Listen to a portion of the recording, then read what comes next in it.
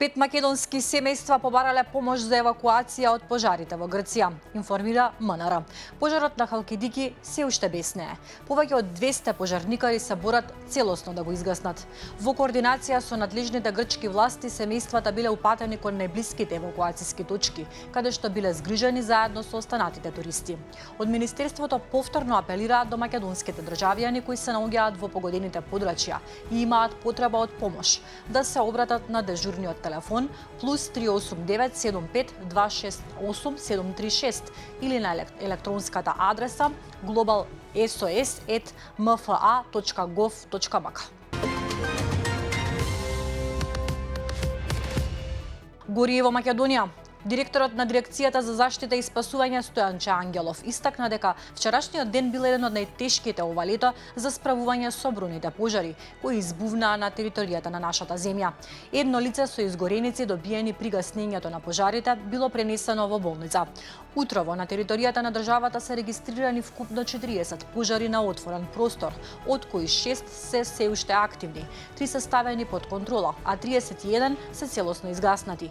Најдраматична била состојбата во селото Лознани, каде што огнот стигна на само 50 метри од куќите, принудувајќи ги мештаните да им се приклучат на противпожарните екипи во борбата со огнената стихија.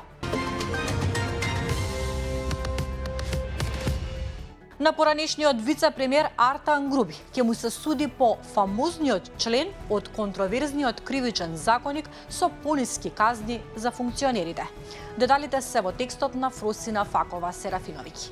Станува збор за измени на кривичниот законник, што во 2023 година ги предложија и ги донесоа СДСМ и ДУИ, и со обвинување од тогашната власт кон ВМРО-ДПМНЕ, дека токму тие обезбедиле кворум на седницата.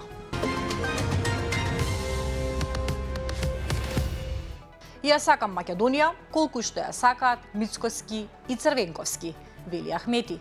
Не треба да прибегнуваме кон фолклор и емоции, туку секој треба да размислува и да работи на тоа како да живее во мир, стабилност и безбедност. Заедничкиот интерес треба да биде напредокот и интеграцијата на земјата во Европската Унија, порача лидерот на ДУИ на дебатата за 25 години од Рамковниот договор. Загадената вода во Гостивар 2 пати била прогласена за безбедна, а никој досега не е разрешен, реагира Левица. Од Центарот за јавно здравје Тетово со подпис на Берун Мустафа на 29 јуни излегува стручно мислење дека водата одговара на законските и стручните прописи. Во тој момент и според подоцнежната обвинителска истрага, спорните пумпи веќе биле поставени и загадена вода веќе влегувала во водоснабдителниот систем. На 13 јули следува уште едно зелено светло дека водата е безбедна. Само еден ден потоа почнува масовниот прилив на луѓе со диареја, повраќање, температура и истоштеност, реагира Левица.